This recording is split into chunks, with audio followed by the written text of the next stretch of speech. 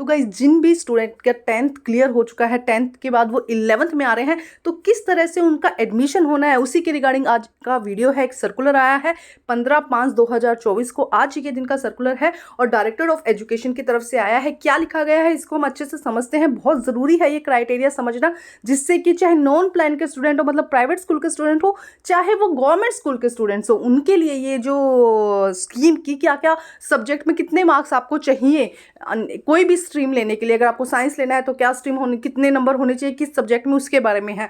तो देखो क्या लिखा गया है, guideline for head of school regarding non plan admission. यहाँ पे भी नॉन प्लान का है, लेकिन सेम यही क्राइटेरिया जो गवर्नमेंट स्कूल में है उनके लिए भी है। देखो क्या कहा गया है, और ये है 2024 एंड 25 का, मतलब कि इसी सेशन में कितने कितने मार्क्स आपको कम से कम चाहिए जिससे कि आपको स्ट्रीम मिल सके। तो आइए देखो चेक करते, देखो यहाँ पे दिया गया है, ये आप देख सकते हैं।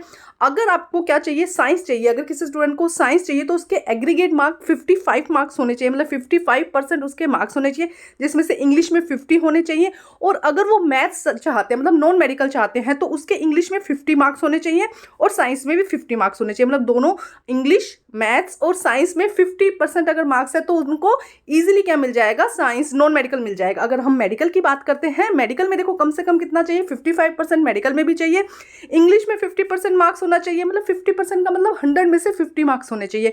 इसी तरह से मैथ्स में 40 अगर मार्क्स हैं तब भी साइंस मिल जाएगा, बायो केमिस्ट्री फिजिक्स मतलब नॉन मेडिकल मेडिकल मिल जाएगा। और उसके बाद साइंस में भी 50% मार्क्स होने चाहिए।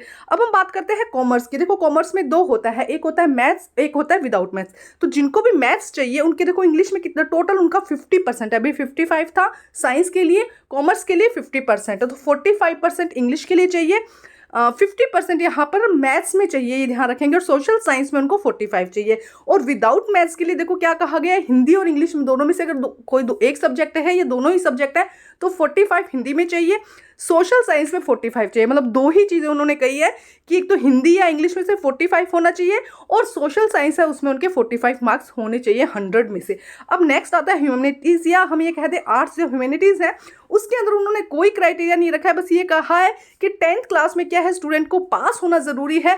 अगर वो पास होता है, एग्रीगेट 45 आते हैं उसके या 50 आते हैं, कुछ भी अगर वो पास होता है तो उसको ह्यूमैनिटीज़ मिल जाएगी। और ये कहा है अगर वो उसके अंदर भी मैथ्स चाहता है तो कम से कम मैथ्स में उसके 50% मार्क्स होने चाहिए। अब कब से रजिस्ट्रेशन होना है, कब से, क्योंकि गवर्नमेंट स्कूल का तो जैसे ये क्राइटेरिया है, तो जैसे ही 10th के गवर्नमेंट स्कूल के जो स्टूडेंट्स हैं वो सीधा 11th में हो जाएंगे, उसी स्कूल में उनका इजीली हो जाएगा। और जो स्कूल 10th तक हैं तो उनको अलॉटेड होते हैं कुछ स्कूल, तो वहाँ पे उनका इजीली ट्रांसफ़र हो जाएगा। लेकिन जो प्राइवेट स्कूल के हैं उनके लिए भी रजिस्ट्रेशन फॉर्म या ये सब चीज़ें प्रोसेस होगी, कब से डेट स्टार्ट होगी तो उसका वीडियो अगर आप चाहते हैं तो मैं बाद में बना दूंगी। लेकिन हाँ 10th के जो स्टूडेंट्स हैं वो अपने आप ही 11th क्लास में चले जाएंगे, बस उनको स्ट्रीम चूज़ करनी है कि कौन सी स्ट्रीम उनको मिलेगी उनके मार्क्स के अकॉर्डिंग। और इसके अलावा अगर वो चाहते हैं कि किसी स्ट्रीम में नहीं आ रहे तो वो, इसके अलावा इन्होंने ये बात भी बोली है यहाँ पर कि अगर कोई SC ST OBC का स्टूडेंट है तो उनको 5% मार्क्स का रिलैक्सेशन मिल जाएगा। मतलब कि अगर मान लो कोई ST SC OBC इस कैटेगरी में आता है तो 5% हर एक सब्जेक्ट में 5% का उनको क्या मिल सकता है, रिलैक्सेशन मिल सकता है। इसके अलावा आप कोई इन्फॉर्मेशन चाहते हैं तो कमेंट करके ज़रूर बताइएगा। Thank you guys.